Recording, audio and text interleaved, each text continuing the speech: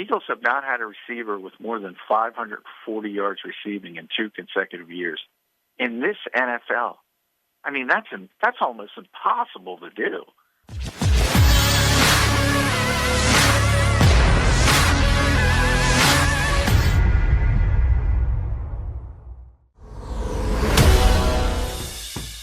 You're listening to the JAKIB Media Sports Network in partnership with AM 1490 Sports Betting Radio. Subscribe to the JAKIB Media channel on YouTube for access to all daily sports content.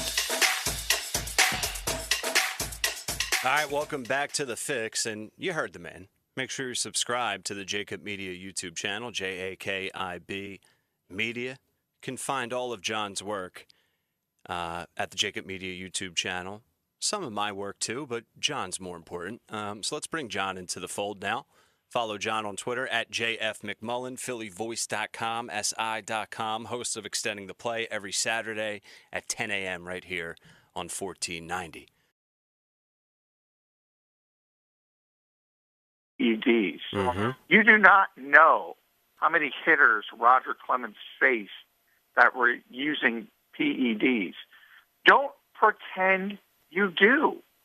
Don't. And what does that even mean?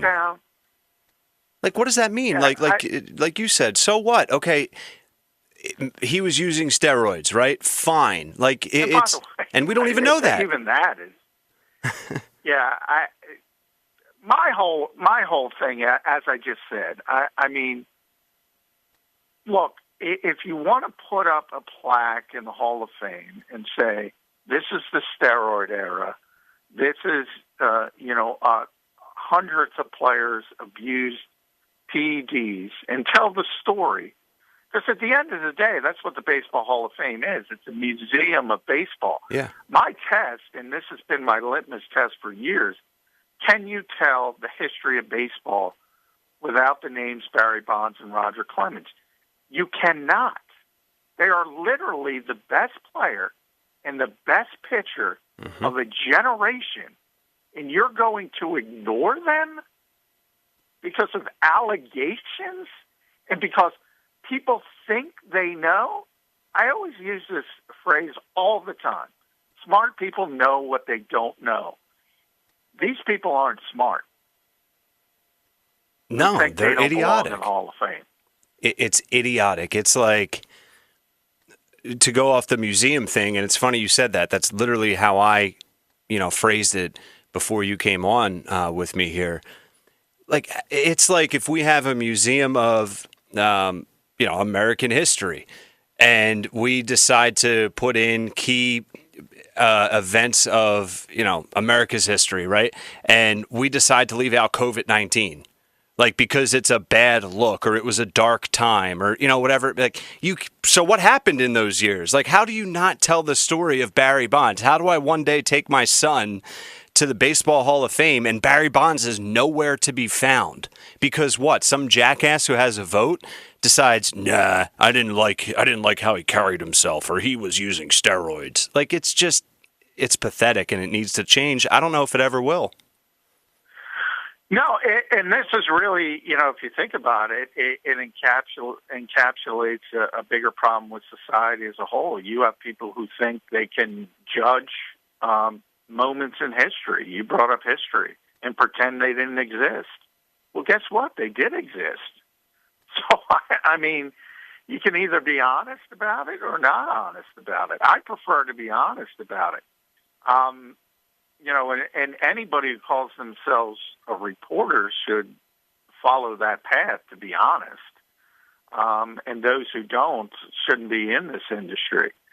Those two particular players, look, they're slam dunks. Everybody knows they're slam dunks from a performance perspective. So basically you're talking, and again, there's a lot of good writers who vote for him every single year. But there's enough bad ones who I don't know. Look, I don't understand people who think they can sit on a couch or somewhere and morally judge people. I don't get it. I don't understand it. I'll never understand it. Look, You don't even have to get into steroids. Anybody who's in this industry knows the stories of Barry Bonds. Not a good guy. Right. Not a good guy, by all accounts. Again, this is not a Hall of Fame of best people. This is a Hall of Fame of best baseball players. Is he one of the best baseball players that ever lived? Is anybody going to deny that? No. Undisputable. You know, in the Pro Football Hall of Fame, you know, people ask me all the time, should they take O.J. Simpson out of the Pro Football Hall of Fame? The answer is categorically no. Right. No. He's one of the greatest running backs of all time. It is the Pro Football Hall of Fame. It's not is the best husband Hall of Fame. Is he a horrible person by all accounts? Yes. Was he a great football player? Yes. Do you want to be lied to and say he wasn't a great football player? There are people like that, and I don't understand them. I got to be honest with you. Last thing I'll bring up before we move on, because there's a lot of football and Eagles stuff to get to. You know, you mentioned Schilling, and, you know, because of his political views, he's not very well liked. You know, that's like, what if we had a political Hall of Fame? That's like not putting a politician in because they were a Yankees fan. Right? Yeah, like, right? Yeah, that's a good analogy. I hate the Yankees. Let's not put them in the Yeah. I mean, yeah, you know. Look, we all know how bad politics have gotten to division. So I mean, look, I can't even take people like that seriously. No. And you know, then they take shots at, oh, you believe in you're supporting Curt Schilling. No, I'm supporting a lack of stupidity. You know, the argument over Curt Schilling in the Baseball Hall of Fame has nothing to do with what he says on the radio or what he says on YouTube. It has to do with the bloody sock and him pitching the Red Sox past the Yankees and him doing all those things in the postseason. That's what this is about. That's what this is about. It has nothing to do with a red jersey or a blue jersey and who you think the politician is not screwing you. Because I got news for you. They're all screwing you. You're just not smart enough to know it. It's just in different ways. All right. I wanted to start tonight with that, and I'm glad I did because I knew you would have some interesting things to say. Let's transition now to some Eagles and football. We have a few different things to get to. Shocker. I don't know where you want to start. I guess we can start with Dave Fipp. It's official. He is the Detroit Lions special teams coordinator. So why don't you start with that, John? Yeah, I mean, kind of knew it was going to happen a couple of days ago. It was interesting because the Eagles were kind of trying to talk Nick Sirianni into keeping Dave Fipp as the special teams coordinator, similar to Jeff Stoutland, which they kind of put their foot down. They wanted at all costs, and probably Dave was the other guy they would have liked to have kept, but a little more wiggle room. Nick wanted to go in a different direction. We'll see who he hires ultimately. I'm going to guess he's going to have a history with them, whoever it might be.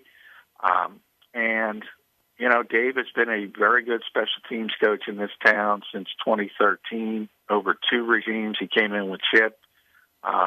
Eagles obviously respect him, rightfully so. I mean, this is probably the worst year they've ever had in special teams. And again, contextually, if you put it in and look at advanced stats, Football Outsiders, Rick Gosselin does his special teams rankings, you know, they were middle of the pack, which, you know, I think surprises a lot of people because they've been spoiled. And usually the Eagles have really good special teams. But they had a lot of issues, obviously, from a personnel standpoint. And he still managed, and that's the mark of a good coach, he managed to do probably a little bit better than he should have done, you know, greater than the sum of the parts, so to speak. And, yeah, I put on Twitter today, and I really believe this wholeheartedly. You know, it's going to be almost impossible for the Eagles to have better teachers on defense and special teams because, Jim was a top 5 coordinator, defensive coordinator. Dave was a top 5 special teams coordinator. They're not going to, there's other parts to it. If you get personnel, you could be better. You can talk about shelf life and people not listening to messages anymore. Maybe they need a different voice. Maybe that's true, but you should understand going in, just from a pure teaching standpoint, they're not going to be as good. That's just the reality of this.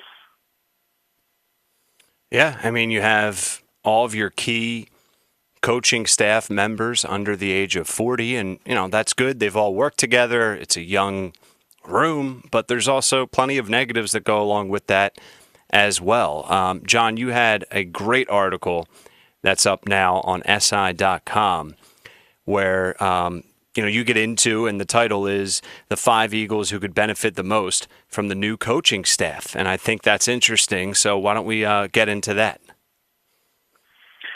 Yeah, I do think anytime you have a change in regime, there is one positive always, and that's you get a different set of eyes on players that maybe have underachieved or not lived up to expectations and were kind of written off. I mean, it's just human nature. And then you have the new people come in, and they don't have the baggage, so to speak, with the players, and they kind of give them a fresh coat of paint, so to speak, and give them a new look. And who knows, maybe you can turn things around. And I think first and foremost, the most obvious guy is J.J. Arcega-Whiteside, who's been a disaster through 2 seasons. Probably the fans have given up on him even quicker than the coaches. But, I always say there's this, kind of revisionist history with JJ that, well, the Eagles made a bad pick. And you can make that argument, of course, because, everybody brings up DK Metcalf and Terry McLaurin, who were picked after him. Look, that's all legitimate. But this assumption that the Eagles made this big leap and that nobody was going to take JJ in that area is just wrong. That's just a lie. I mean, he was a very good prospect. A lot of people in this league thought he was going to be a good receiver. And maybe he gets under a new coaching staff. And look, the expertise of this staff also, it's bare bones. We don't know what the staff is going to look like. But we do know the top of it. And offensively, Nick is a former wide receiver in college. That's his wheelhouse. And, the passing game coordinator also was a former wide receiver. In a lot of ways, that's his wheelhouse. So, we've talked about the historic, really, inefficiency of the Eagles receivers over the past 2 seasons. It's amazing. Travis Fulgham, I think, had 537 yards this year. The Eagles have not had a receiver with more than 540 yards receiving in 2 consecutive years. In this NFL, I mean, that's almost impossible to do. So they got to fix that position, and they got to look at everybody, and they're going to give JJ one last chance. Maybe he can do something with it. Man, I'm all for second and even third chances, but they got to move on if he doesn't get a breath of fresh air. This is it. Yeah. This is it. But I'll tell you what, week 17, he had 2 nice catches. Didn't mean anything, but who knows? Maybe you build on that. And as I said, the old staff had written him off, and maybe the new staff comes in and says he's got size. Some of the things you talked about when he was a rookie. Maybe he starts to gain some confidence. Look, I'm not saying it's going to happen, but it's a player that's going to get at least another shot of life by having that new set of eyes look at him. Who are some players that could negatively be impacted from the change, and that could be a positive for the team, but someone that we're used to seeing on the field a good amount of time, and with this change, they could find the pine? don't know if it's ever a negative. I think if you look at it from the opposite end of what I'm trying to say, and there's certain other players, Marcus Epps, I said is another one. You know, he was originally drafted by Minnesota. Mike Zimmer liked his natural coverage skills. And the Eagles kind of said that when they picked him up on waivers. And now all of a sudden Jonathan Gannon is the defense coordinator, and he learned under Mike Zimmer. So he's probably going to see some of the same things. So when you look at a player like that who's probably going to get a bigger opportunity to at least have a chance to do some things, well, then you have to look at maybe a player at that position that maybe gets less of an opportunity. And then you talk about, first and foremost, you know, do you even bring Jalen Mills back because he's a favorite of Jim Schwartz. Jim is no longer here. A lot of people say, well, Avonte Maddox didn't work out at corner. Can you move him back out to safety? Well, you know, I think they like Marcus Epps. And the same thing, another player I mentioned was Josh Sweat. And, you know, the Eagles always kind of defaulted to Derek Barnett because he was the first-round pick. But obviously, at least as a pure pass rusher, Josh was more effective in fewer snaps. So the new staff doesn't have sort of skin in the game with Derek Barnett as a first-round pick. And if Josh Sweat plays better, he's probably going to play more. And that would affect, in a negative way, it would affect Derek Barnett. Jordan Mailata versus Andre Dillard. I think that'll be a legit competition. So I think fans are set on Jordan Mailata, but I think, you know, Andre Dillard's going to be given another chance. I don't think there's any question about that. And that's what happens sort of with a new coaching staff. What's your prediction or, you know, just overall opinion on how the offensive line is going to shape up and what's it going to look like next season? Boom or bust, man. Yeah. It really is boom or bust. I mean, first, I think you have to see where Jason Kelce is. I mean, he's been very honest and said he's going year by year at this point. And he might say, you know what? And in fact, he has said to me last year he did not have fun this year with the pandemic. And players talk about, you know, one of the reasons they enjoy playing is the camaraderie of the locker room and being around the guys. Well, they didn't get to do that this year. So, you know, Jason's 33 years old. He's banged up. He's playing through hyperextended elbows. He's the only one out there for 16 games. He's not having fun. Now, he's got a new coaching staff he's not used to. The owner basically telegraphed using the word transition while he didn't say rebuild. Jason's not a dumb guy. He knows what that means. So does he want to go through that? So he's got to say, I want to play, or the Eagles are going to have a big issue. And then you have to talk about, obviously, the health of Brandon Brooks and Lane Johnson, and the fact that, you know, not only are they injury prone at this point, they're getting older. And generally, you don't get healthier when you get older in this league. The injuries tend to start to pile up. The good news is, you know, I think the Eagles found something with Jordan Mailata and Nate Herbig as well. So they have a lot more depth than they did at the beginning.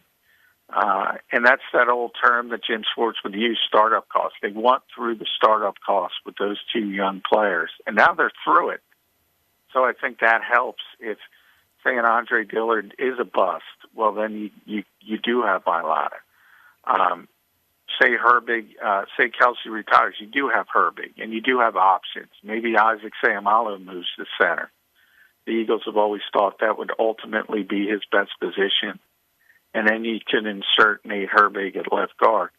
So they have some options, but look, if Kelce's playing, Brooks is playing, Johnson's playing, and they're all healthy, that goes from a bottom 10 offensive line to a top 10 offensive line overnight. Off topic here, but I saw you retweet something from the Washington Football Public Relations Twitter account, and it made me think, when are we going to get a name change from the Washington football team? What's your guess on that? Well, it's supposed to happen this off season. And, I hate to be cynical, but it's what reporters tend to be. And I think, when we talked about the change originally, I said, they're going to do Washington football team to have a year of merchandising, then change the name and you have more merchandising. So you have fans buying Washington football team shirts and hats and new jerseys and new helmets. And then you change the name again and they'll buy the new stuff. That's just what fans do. So I think that was always the plan of Washington, to be honest. But I do think they said they were going to take some time and change the name, and I expected this off season. It would be a pleasant surprise if they just said, you know what, this has worked. People seem to like it. We'll just keep Washington football team. But I don't think they're going to do that.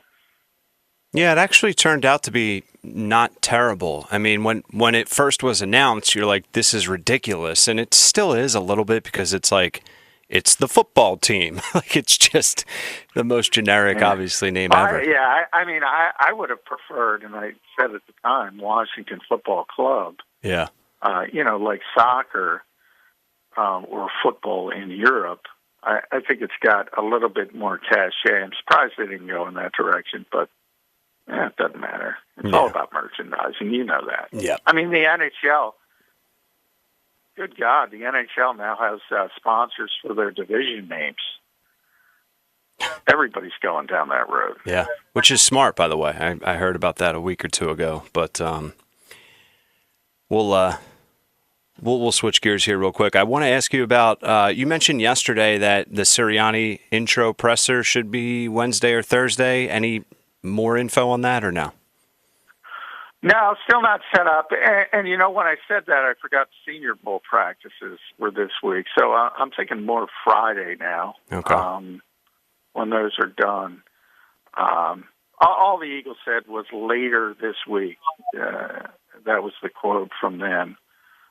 So ultimately, it's supposed to happen this week.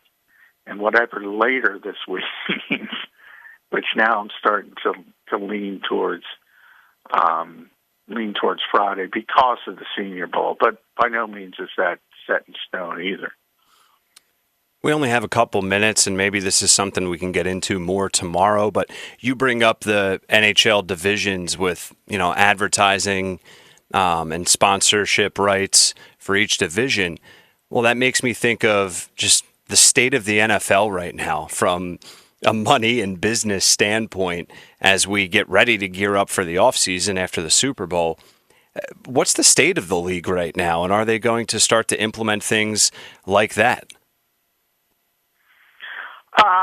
I don't think they will at this point. You never say never with this league because obviously the bottom line is money. They certainly took a hit this year, as everybody did, a significant hit. Them not as much as other sports leagues. But you'll see it when the salary cap goes down for the first time, and that's one of the reasons the Eagles are in such difficulty. So they did lose a significant portion of revenue they typically get. Now, when the new TV deals are signed, everybody expects them to explode even further. There's no indications that won't be the case. I think, you see the Packers-Buccaneers game. I think it was 53 million viewers they topped out at. I mean, everything else on television is just in the tank. And the only thing that gives people ratings is the NFL consistently. So they're in really good shape financially. I think they would look at some of those things. They really haven't even talked about, putting things on jerseys, sponsors, or anything like that They think that's a little bit lowbrow for them, a little bit of haughtiness. But ultimately, I think they're going to go that route. Just everybody tries to squeeze out one last penny, and you see it slowly inching in that direction. You know, if you think about the stadiums that had no fans, you had those advertisements around the seats closest to the field. So they're slowly eking in that direction, but I do think that they kind of think of themselves like they're above that. But then the owners will get together and say, oh, we can make even more money. Let's make even more money. So ultimately, I think you're going to see, you know, the fix with Ryan Rothstein on the Washington football team's jerseys at some point. I don't know if I'd approve that, but I get the example. Yeah, you'd rather have Redskins. Oh, I didn't say that. Oh, You'll man. get in trouble. Yes, I will. Last question for you before I let you go. How do you get a ticket to the Super Bowl this year? About $9,000 and knowing the right people. I mean, are they just post it and available? I haven't even messed around online, searching for it, with everything going on. I haven't searched for a ticket, but yeah, they're going for about 9,000. They exist, and they're going for I forget the number, 22,000, 23,000 maybe, but 7,500 are going to be given away to hospital workers. So it's more like 15,000. And by the way, that can change. I mean, if they think they can fit more people in there, they'll fit more people in there. But I will say, watching, because Kansas City and Green Bay were two of the places where the local governments would allow at least some fans into the stadiums, and even that few number of fans made the game so much better than those. The games with no fans were just awful to watch. They're just torturous. So it does make a difference, even with that small number of fans. Yeah, no, absolutely. So at least there's 22,000 is the number for the Super Bowl this year down in Tampa. And we'll see what that looks like. Certainly a different Super Bowl this year with the first ever team playing in their home stadium. And John and I will get more into that later in the week and next week. All right, John, I appreciate it, man. We'll talk again tomorrow. All right, thanks, Ryan. Yep, thank you. There he is, Johnny Mack. Dropping some knowledge, like he always does. I had to start the conversation with the Baseball Hall of Fame talk, because we all want John's opinions on the Eagles, but other things as well. He knows it all. All right, let's get to a break. 1 hour down, just like that. 2 hours still to go. Keep it locked in right here on The Fix, AM 1490 Sports Betting Radio.